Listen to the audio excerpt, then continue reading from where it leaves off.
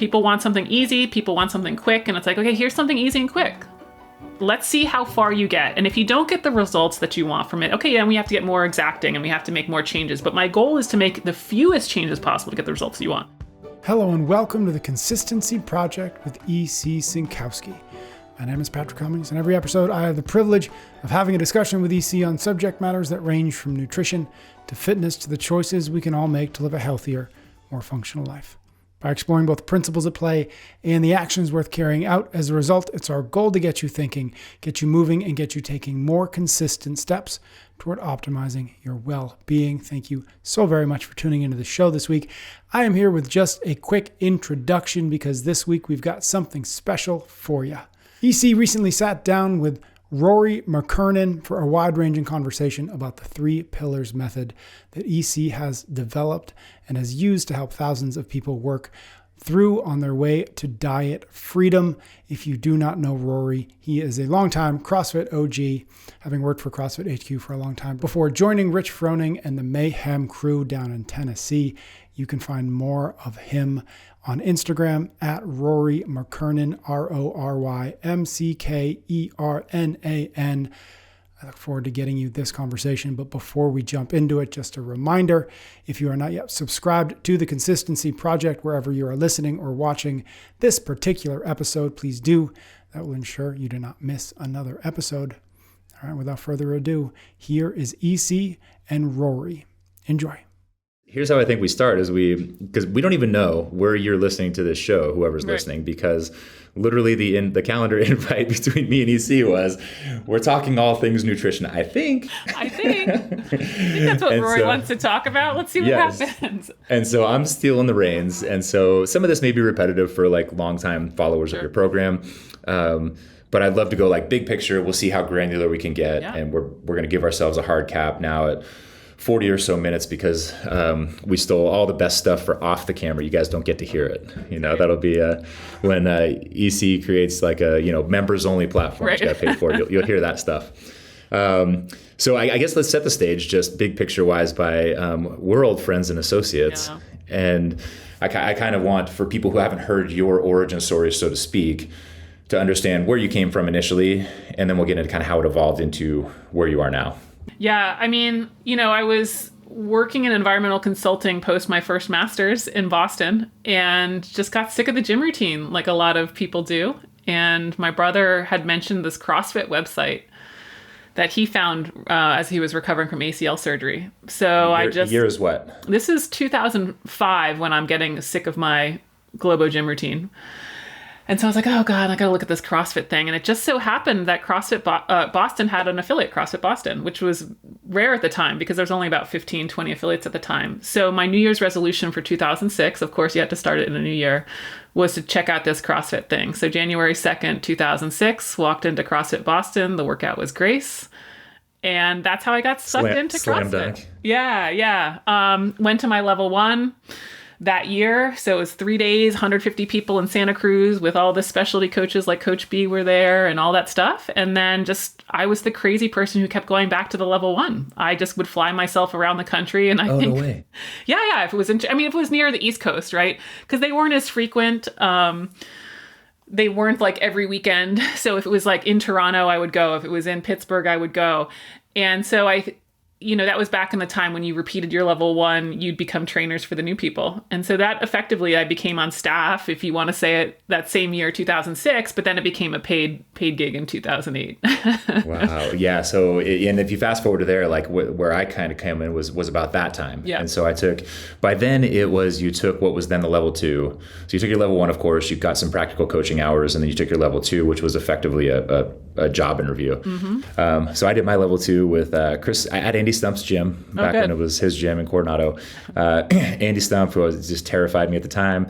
Chris Spieler, Boz was there, and did really well and got to come on to staff. And by then, you had already evolved really into a senior staff role. Yeah. And so, but how often were you doing seminars and traveling the world? Yeah, not as much as some of the individuals because I had my full-time job still as an environmental consultant. And I kept wanting to do more CrossFit. So that kind of continued to increase as time. And so I then cut down to, I think, part-time or 30 hours at my environmental gig while doing then every weekend.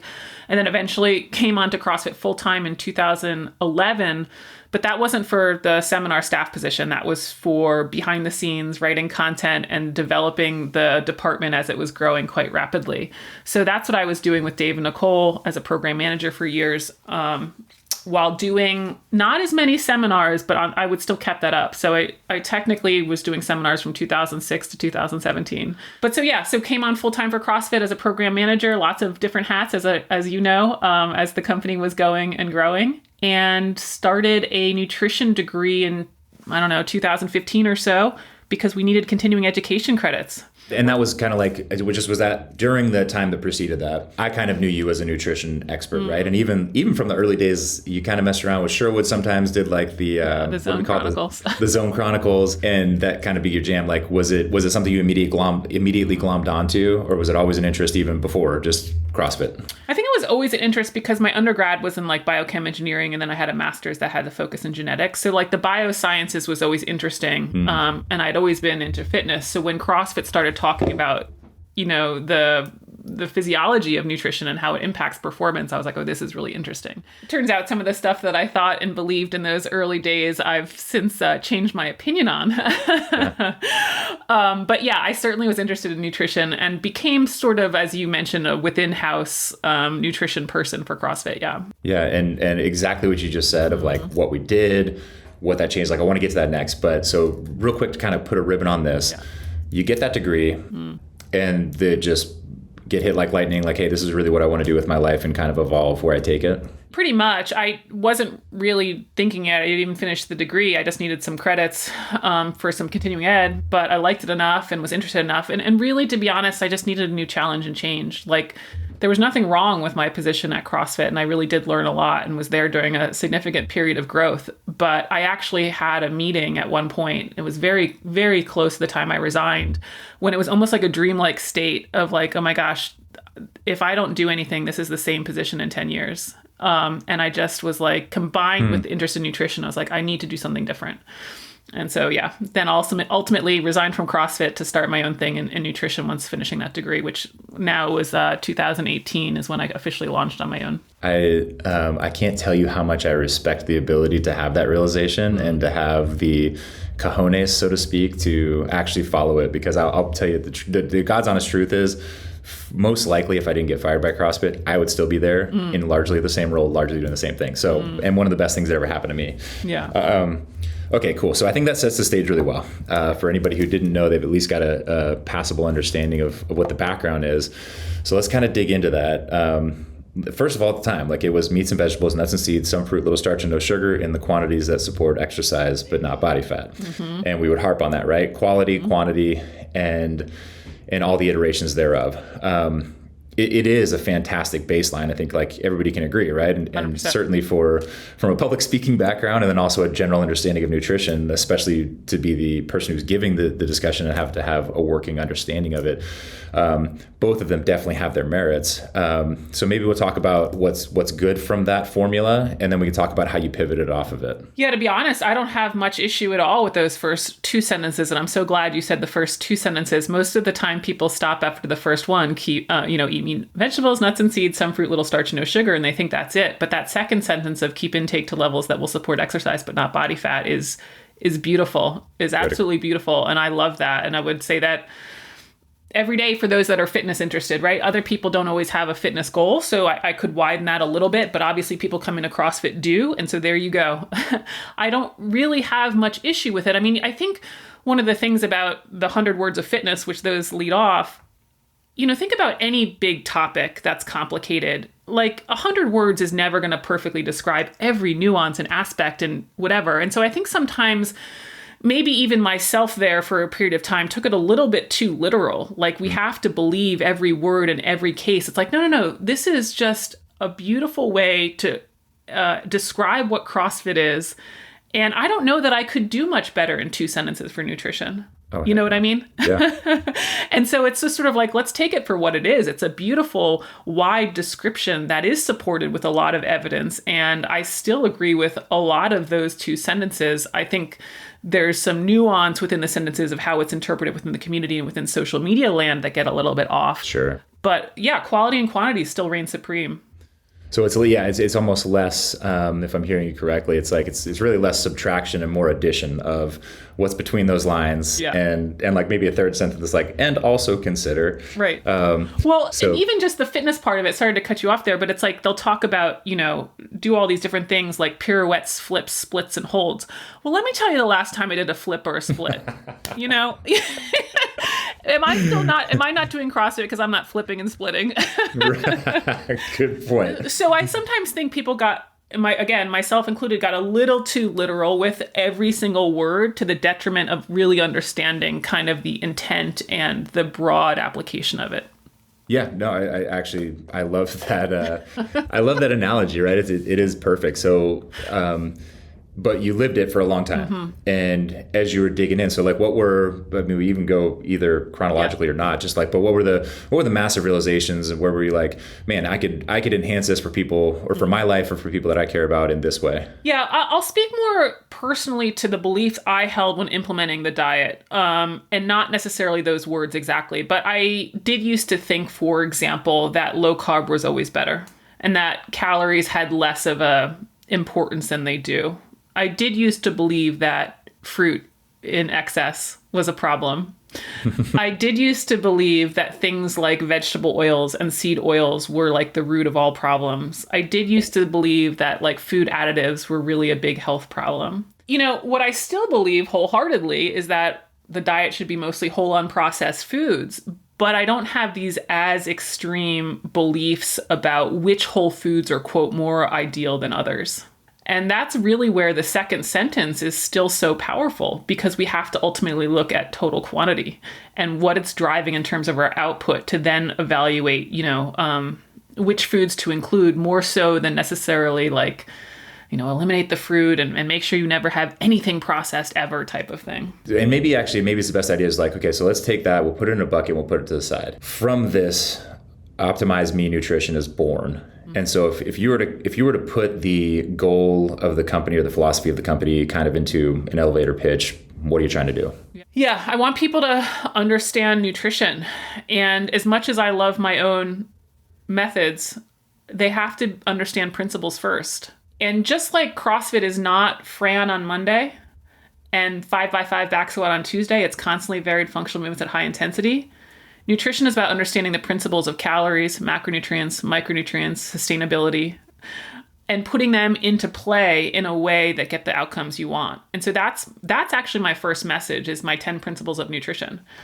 And yes, I have a way to go about applying them, but they're a way to explain why people might get results on paleo or not, or why people might get results on keto or not, or intermittent fasting or not, or my 3 pillars method or my 800-gram challenge or whatever it is. So I want people to have like this principle-driven understanding to then be able to apply the tools, methods, or diets, whichever one you want to call them, into play for the outcomes that they want. And so I was heavily influenced by CrossFit and Greg to do what I wanted to do with nutrition. It's like, okay, what are the principles that we understand and believe?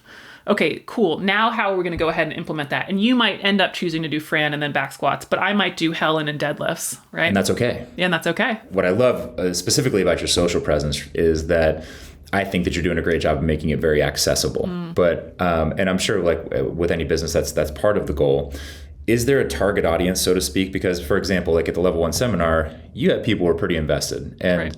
While they may not have a working knowledge of nutrition, they at least were very interested in learning about it, and they had the basics down. I think that's one of the most difficult things, is reaching this wider audience who everything that you just said to me is like, yeah, I've been nerding out on this for a decade. Is that part of the goal, is to reach kind of those people as well? Or is this, hey, you have to have a working knowledge of nutrition first in order to have this be part of your life? Yeah, no, that's a great question. I don't think social media is the place for those conversations that we just had, as you mentioned. So social media is not a place for nuance. No truer statement has ever been said. Social media is not, that's the problem. It's like, ultimately, I think people get so frustrated about nutrition and run into so many walls because they just want these quick tips and hacks. When in reality, if we just sat down for a minute and had some basis for understanding these principles, we would actually set ourselves up for success in the long term. Again, unfortunately, social media is just not the conversation for that. They're looking for the quick tip. So what's my quick tip? The 800-gram challenge. That's my hook. That's my, hey, let's get you focused on adding more whole foods than not in a sustainable way. So that's to eat 800 grams by weight of the fruits and vegetables of your choice and not really worrying about what else you eat. But it's basically starting to shift the balance towards a better quality and quantity because they've onboarded all these fruits and veggies so they don't have as much room for the chips and the cookies. And they're not restricting anything. So I start to get after the principles that way.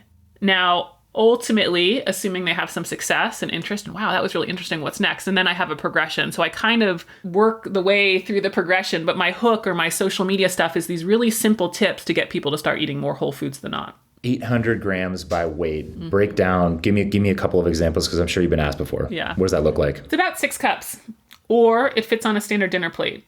But you spread it out across the day. You don't eat it all at dinner. Yeah, right. Which, of course, is sometimes the CrossFitter approach, right? Like 3, 2, 1, go, get it done, which unfortunately you'll just feel really uncomfortable and bloated. Basically, if you have kind of 2 cups at each main meal, breakfast, lunch, and dinner, you're going to get very close to 800 grams, if not more. And that's a great strategy. And people, it's almost... I can't believe how much we're talking about CrossFit. I guess I can because I'm talking to you. Right. But when you've probably opened CrossFit for the first time, you probably were like, that's it. Here we go again. That's it. That's all you're going to tell me to do with all this nutrition stuff out there. That's all you're going to tell me to do. Yeah, that's it. That's it. See how it goes. And it hooks people because it's so simple. They don't have to give stuff up. And then they realize, oh, wow, this number is high enough that my diet has to shift, but it's not high enough that it's unrealistic. I love it because of the simplicity, and I want to dig into like a little bit more of the why, but I'll push back a little bit too. Yeah, sure. It does sound so simple, and so theoretically, what's the thought process of, if I pair these 6 cups of fruits and vegetables, obviously with soda and chips and things like that, there's no counteracting mechanism. Like how do you kind of even that out? Yeah, it is true. I can't make calories go away. So if you do your 800 grams of fruits and vegetables, then you continue to have your pint of ice cream, 6 beers, I can't guarantee weight loss at all. If I could make calories go away, as I say to my masterclass group, I would have more money than Bezos. So that's still a reality. But, we're always fighting this balance of what am I willing to do to change and sustainability. People want something easy. People want something quick. And it's like, okay, here's something easy and quick. Let's see how far you get. And if you don't get the results that you want from it, okay, then we have to get more exacting and we have to make more changes. But my goal is to make the fewest changes possible to get the results you want. Let's start where you are. Let's start with a simple change. Let's see what we can drive. And then if that doesn't work, then we kind of keep tweaking and keep going. Some of the things I've heard you talk about tangentially to this is in terms of creating those good habits. Like, so if you do commit yourself to these 800 grams, I'm going to call it 6 cups because it's easy for me to pick. Which, by the way, is nothing for me. I know. Especially if it's blueberries, give me 13 cups. But it also, some of these people who are probably not eating multiple meals a day, or they're under eating, or they're eating a bunch of junk, it may help, one, with satiation, right? Because they've got more in their belly. Totally. And then the benefits maybe that they don't see but feel would be that they're getting like the micronutrients that weren't included in the things before. That's the magic of the 800 gram challenge. They're filling up on things that don't have as many calories and more fiber and micronutrients. And so, again, when I launched it, most people that were doing it were CrossFitters. And the first results that I heard were not a lot of weight loss. I hear that more now as it's growing and grown. But in fact, it was feeling better recovery, better performance. And it's like, yeah, these micronutrients, turns out they matter for performance too. It turns out they matter for recovery as well. And so that's what a lot of people are getting. They're just filling up on lower calorie items. And that's really the magic. It displaces some of the foods that we're overeating. And, I'll say this too, because as you know, I'm not the smallest person. You're not either, but I'm not the smallest person. Even for me, when I did it, because I actually tested the idea for 6 months to collect data on it and what counts and doesn't, and what do the calories look like, and what are the macros and fiber. So I looked at it a long time. And even for me, being someone who 800 grams is not that hard, no single day is that hard. the challenge reveals itself across 6 months and longer. And you look back and you're like, wow, I had to put in effort to make this kind of volume consistent in my diet. And my diet really has shifted for the better overall. So love that. Kind of think about that too. It's like the accumulated value of it, even if every single day is not like necessarily optimal. But that's another big message I think that anybody who's not selling you bullshit is going to tell you is like, small changes in good habits over time. Like if you lose 20 pounds in a couple of weeks, fantastic. It's not going to last. Right. And you probably got some unhealthy stuff going on inside you as well. So, that's an important message either way. Okay. So that's the first, that's kind of the hook. That's how we get people involved and understanding and hopefully watching and learning and educating themselves more. Is Lazy Macros is next? Yeah. Tell me about Lazy. I love the name because it's how I think I do macros, but I want to hear about Lazy Macros. So you keep doing the 800 gram challenge, that still stays there. And now you also add a protein target. And I set it at 0.7 grams per pound of current weight. Unless you're 25 pounds or more away from your target weight, then you can go off of target weight. But anyway, 0.7 grams per pound of weight for protein. And you add it in the same way. You just focus on adding protein foods now, in addition to your 800 grams of fruits and vegetables. And then you don't worry about the rest. You still continue to have your wine, dark chocolate, whatever. And really, it's just further displacement of the foods that we're overeating. I've yet to work with a client who's overeating like clementines and turkey breast, right? So we're now filling you up with the fruits and veggies and the protein, and therefore even furthering diminishing the room that you have for the cookies, chocolate, whatever. And so it's a way to get quantity better in line. And I call it lazy macros because it's like, macros is all about quantity, but nobody likes to weigh and measure everything all the time forever. And so that's really what I consider step 2. I love that. And just to clarify for me, is it a minimum of 800 grams? You could go as gangbusters as you want? Yeah. I do set that as the minimum for everyone, which I do get some pushback from my more smaller petite individuals and clients. But I like to remind people that the number 800 actually came from a study that was looking at 95 different studies. So they were pulling together data from 95 different studies of what happens to people who eat fruits and vegetable consumption. And so I know for a fact those thousands and thousands of individuals they were looking at were not 6 foot tall plus CrossFitters. Right. It was a number that's been borne out in the Gen Pop as like doable and feasible. And it's only about 500 calories. So even our small individuals can do it. And so, I consider 800 a baseline. I typically average 900, 950, but certainly there are plenty of people who are over 1,000. And it's not that more is always better. It's just that, yes, you can go higher because the caloric load is so low from them. Your protein, though, you're tracking to a T. Mm-hmm. Sounds like 800 grams. T-ish. I mean, estimating is still okay. But so you're tracking your protein and you're tracking your 800 grams. So I start knocking that out of the park. Mm-hmm. And what comes next? Again, if you have the results you want, I'd say stop. I think there's this sort of obsession in nutrition of like, I have to do every last thing, classic type A persona. When it's like, if that gets the body comp and performance improvements you want, just stop, you're done. Yeah. But let's just say that they're not there. Then the next thing would actually be track total calories. And so this is my 3 pillars method. It's look at 800G in your diet, look at protein in your diet, and then now track total calories. And what we find is that those other foods that round out the fruits and veggies and the protein, that tends to be where we have more than we thought. And that tends to be where we need to tighten down a little bit. Yeah, it's not, again, that most people need to cut back on like the turkey breast or the fruit. They need to cut back on what I call other. They need to cut back on the fun foods. And they only really realize that when you kind of go through this process of weighing and measuring. Yeah, it's interesting, and all those fun foods, because for me, on not lazy macros, like strict macros, especially for body comp results, not necessarily performance, but I've been highly restricted on fat, and it's a very difficult life to live. But within that composition you just mentioned, so is that fat? Do you find it to be fairly restrictive? Like once you get to that third pillar? So I don't actually follow macros per se. Once we have calories controlled and you have your protein within that, I don't care how carbs and fat split, which is different than a lot of people. A lot of people who are either recommending macros or coaching macros want to see a specific split between carbs and fat. I don't care, especially for body comp and weight loss. The evidence shows that we don't need to care. So long as your total calories are right and you're getting enough protein, if carbs are 30% and fats 45 or vice versa, doesn't matter. And so I let people's food preferences dictate that. All right. So we've got 3 pillars to kind of go off of. Here's where things get tricky, I think. Because we get into psychology, Oh, right? dear, no. And well, what you said was body comp and performance, which I think are fantastic benchmarks. But I can speak literally for my family.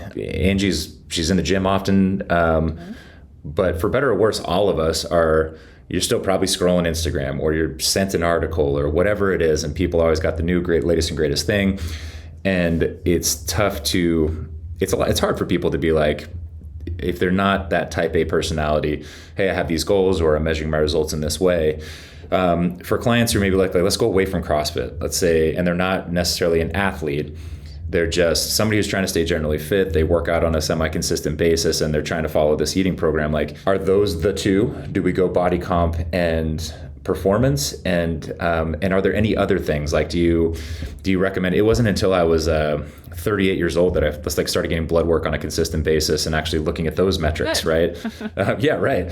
And because sometimes it's a hard sell. Like, look, I've been in the space for a really long time, and like I said, and even that was a threshold that I had to cross and find a way that it worked for me. So it's a really long way to ask you, how do you kind of remeasure, reassess, and then re-implement? Well, I want to be clear that the 3 pillars are appropriate regardless of the goal. They're appropriate for health goals. They're appropriate for weight loss goals. They're also appropriate for fitness goals. So if people just want to be generally healthy, find me, they're going to need micronutrients. They're going to need fiber. They're going to need protein, even from a health goal, because it helps support lean mass, which keeps sarcopenia, or the loss of muscle mass as you age, away.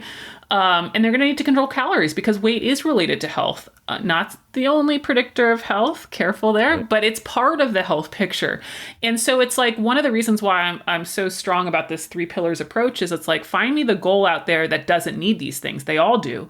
And so I'm not interested in improving somebody's body comp if they're not. You tell me the goal. If you tell me generally quality of life, okay, fine. We're going to do these 3 pillars, and we're going to align them to whatever metric. Maybe it's your blood markers, or maybe it's just that the fact that you can keep up with your kids. Great. We're still going to do them. Maybe your metric instead is, I want to back squat 400 pounds. Okay, then that's the metric that we're using to kind of guide the 3 pillars. But I just wanted to point that out. It wasn't really the question that you asked, but I want to be clear that the 3 pillars is not just for body comp or fitness. No, it's for general health as well. In a different way, it is a question that I asked. It's great. And I think that the answer is something that I know already, which is it's a very personal thing. Yeah. So I guess maybe a better way to answer the question would be, what kind of pushback do you find with clients, and how do you address it? Or do you not delve as much into the psychology or coddling, so to speak? I just find that a lot of people who are on track, they're doing these things. They're slowly creating good habits over time. Their blood work is in the right place, but it's bathing suit season's coming up, and I'm not completely happy with where I'm at. How do you keep them on track in terms of, drawing that picture of what health actually is and where you're trying to go with it?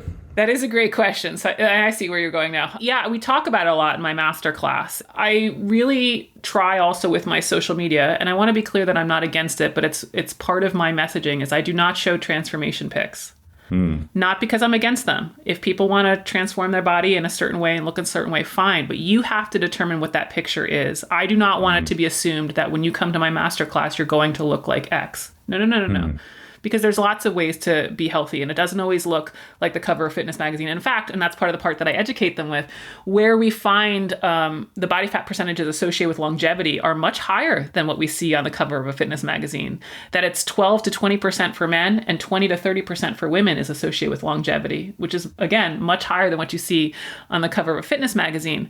And I also challenge people who are struggling with bathing suit season or the scale. It's like, what number in your mind is really going to change something for you in your life? What's going to happen in 5 pounds difference? So the scale says 150 instead of 165. What really materially, tell me the details. What is really going to change for you? And so it's really pushing back on people and being like, what are you after? Because I think ultimately there is a lot of emotion in the scale or the body fat comp measurement. And yet that will never confirm that for you. There will be no number that gives you happiness, because happiness is not confirmed by a number, right? So I just pose all of those questions to people. Get clear in your mind what your goal is. I can help you with whatever that goal that is, but are you looking to be assessed or confirmed by something that can't give you what you're looking for. Yeah. And it's such an uphill battle, isn't it? It's like, yeah, it's not easy. I mean, it's easier said than done. Right. And again, I'll go back to CrossFit. Workouts and the community and all the things also attracted me greatly. But it was when I went to my level 1 and it was just so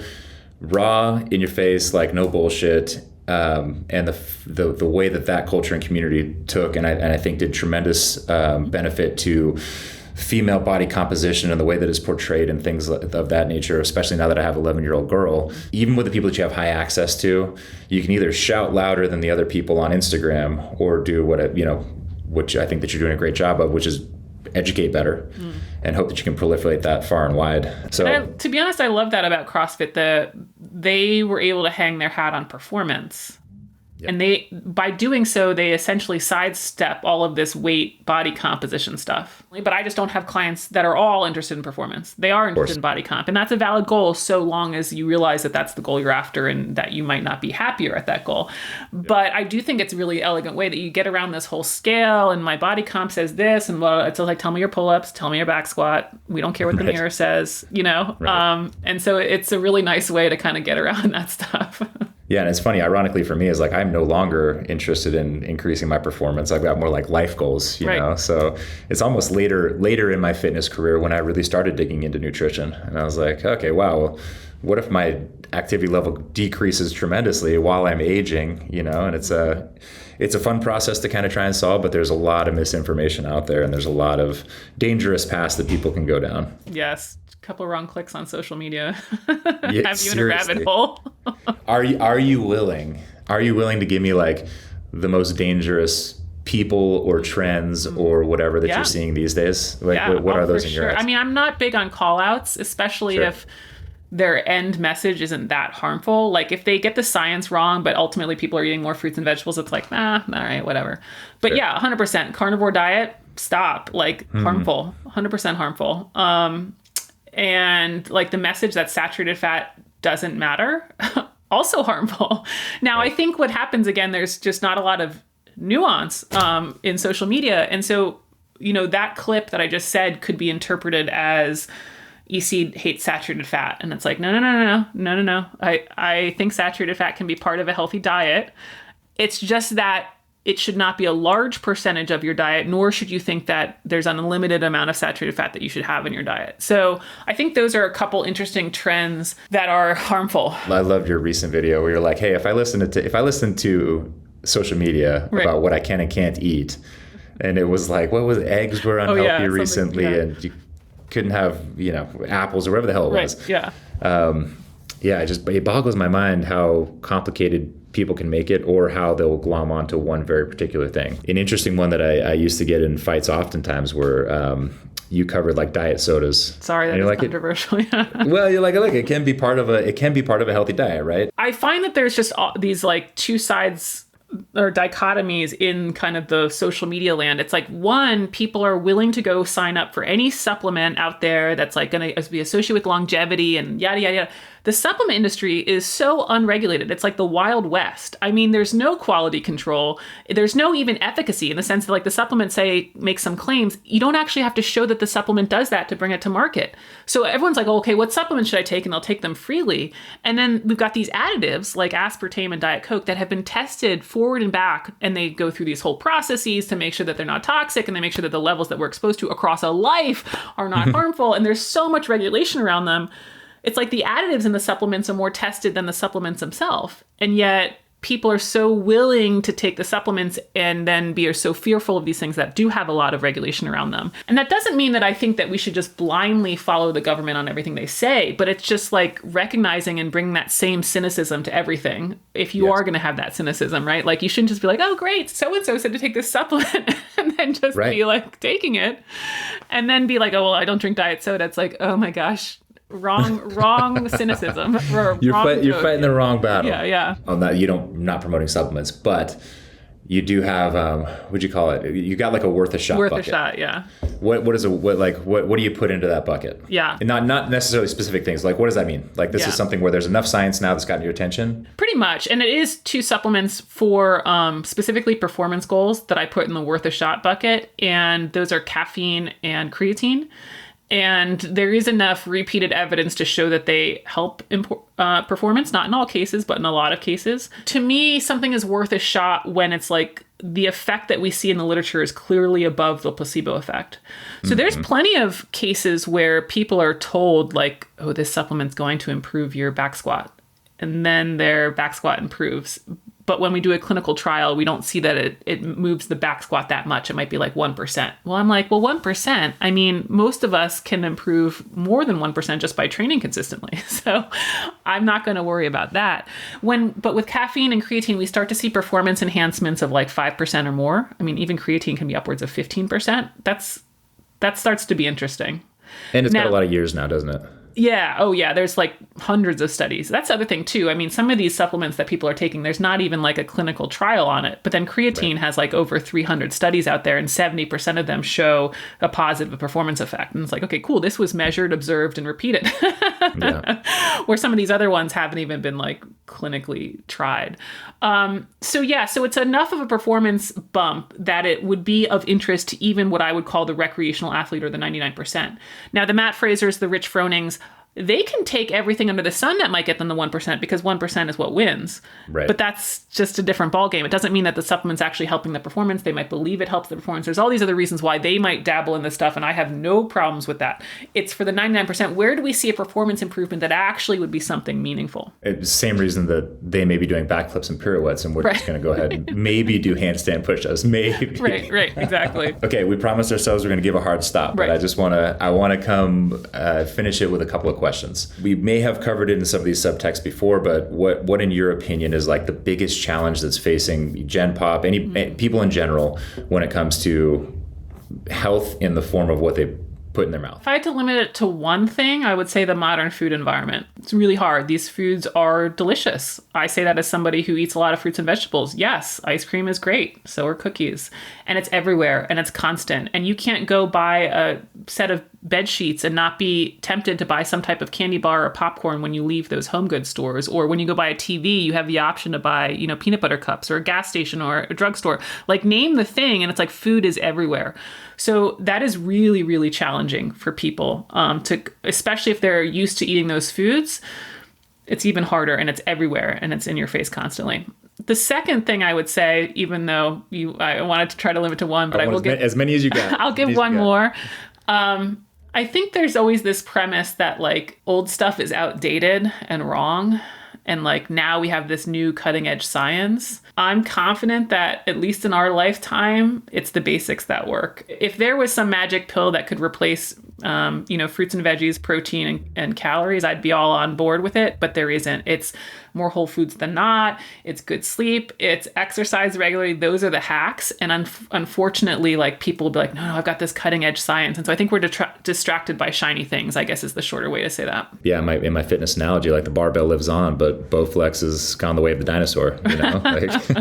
Do you track your biometrics with any way, shape, and do you feel that's important, or is it just more of a curiosity for you? For me, it's almost like a curiosity. I don't affect my lifestyle based off of it. I just find it interesting. Yeah. But I'd love to hear your take on it. Yeah, I track whatever gets measured at the doctor for the typical annual physical. So that typically is like a comprehensive metabolic panel. You're going to get like fasting glucose. You're going to get cholesterol. Sometimes they'll do thyroid. That's kind of like a semi-annual, or not semi, but every couple years biannual thing. If there's some issues, they'll take more tests. But I'm certainly not one of those people who's taking every metric under the sun. There's a lot of unvalidated metrics out there that it's like, well, what are we going to do with this? We don't really know what it does. You don't have a Whoop and an Oura Ring and Apple Watch all tracking different. No, I think a lot of those things, the best value they bring is that they help people create the habit change. Yeah. It's not the data. The data on the Whoop, especially in terms of heart rate variability, whether you should train or not. I don't want to, it's just not that accurate. But here's the thing: if that helps people train more consistently, that's the value. It's the same thing with logging nutrition. It's not, or even logging your CrossFit workouts. The value is not that you logged it, but it's in the fact that you actually did it. And so if logging it helps you show that you're having progress, then great, log, because then you're motivated to keep training. If the Whoop helps you, that I think one of the best things that Whoop does is help people sleep more consistently. Yes. Sleep is what I use it for. Exactly. If I could be at 2% recovery, I'm still going to work out. If it helps drive the habit change, that's the value of it. Let's close with the big one. So fast forward into your life, looking back, how do you define success with regards to your professional projects? What needs to happen for you to be content? Like, what are the big goals? Yeah, I like the track that it's on now. I have to say, even on those days when I actually feel like the universe is definitely listening. On the days that you're ready to throw the phone or whatever it is through the window, somebody happens to write like a thank you note or tells you some sort of transformational story, and you're like, all right, universe, I see you. Gotcha. Yeah, but this has definitely been rewarding in the sense that I very much hear from people, and I hear like that things have improved because of the work that I'm doing. And so that is very rewarding.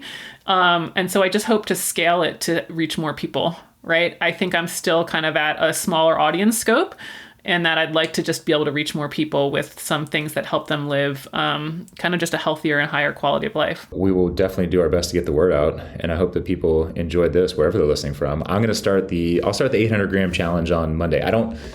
I'm going to say this. I don't want to get too cocky. I think it's going to be easy for me because I'm in a very high carbohydrate state of mind right now. You're a large mammal. I'm a large mammal. And did I tell you that I am going to do a full Ironman triathlon in October that I'm not prepared for? Okay. But carb consumption is at an all-time high. But I look forward to giving it a shot and hoping to spread the word. Yeah, awesome. I'm looking forward to hearing your results. Thank you so much for tuning into the show this week. Thank you to Rory for his time and his great questions. One more time, if you are not yet subscribed or following the show wherever you are listening or watching this particular episode, please do. That way you do not miss a future conversation that EC and I have. Speaking of, she and I will be back next week for a new episode of The Consistency Project.